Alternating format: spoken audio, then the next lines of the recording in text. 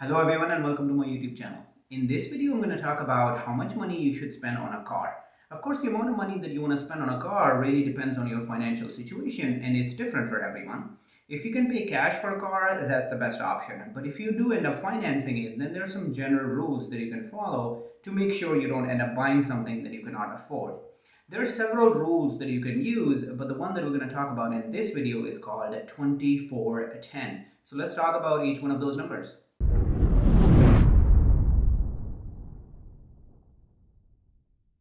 The first number on the rule is 20, which represents the down payment that you should make on your car purchase. So if you're buying something that's worth $50,000, then you should have at least $10,000 that you can pay towards the down payment.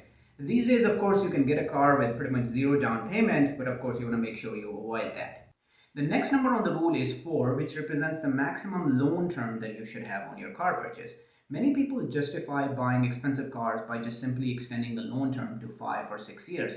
You want to make sure you don't do that because once your car is fully paid off, then you can take that money on a monthly basis and start investing it into your Roth IRA or any of the other investment accounts.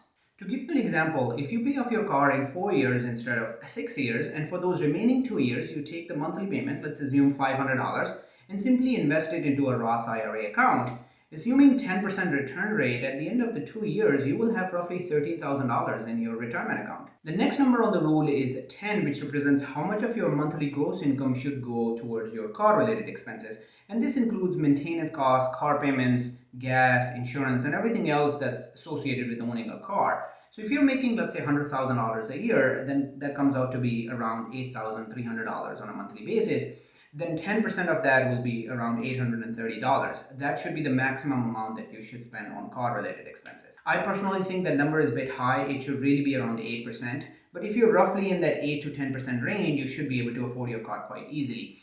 An important point to note here is this rule is only applicable if you do not have any other debt. If you have $100,000 of student loan debt, then you cannot use 10% of your gross income and spend it on car-related expenses. Alright, so this calculation of car-related expenses using the 24-10 rule was easy if you do not have any other debt. But now let's assume you do have other debt and you are making $800 of monthly payments towards it. You will take that $800 number, multiply it by 1.35, and the final number comes out to be 1,080. The reason for multiplying it with 1.35 is, assuming you are in the 25% tax bracket, if you take 75% of the final number, which in this case was 1,080, you will be left with roughly $800. Now to make adjustments to our calculations, we will take the monthly gross income, which in this case was $8,300, and we will subtract $1,080 from it, which is what we calculated based on that $800 of loan payments. And you'll be left with roughly $7,220. If you do 10% of that, that's around $720. That's the maximum that you should spend on car-related expenses. If you follow what I recommend, which is around 8%, then you will have about $576 that should really go towards car-related expenses. Once you have that number calculated, you should go online and search for the car that you want.